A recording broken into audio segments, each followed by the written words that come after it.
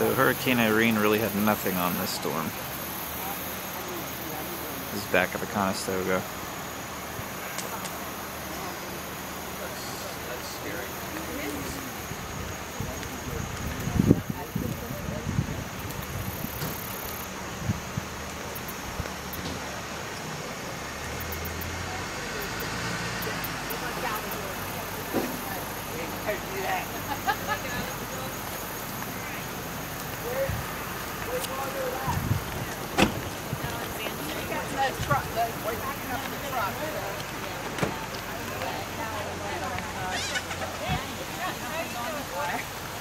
We're okay.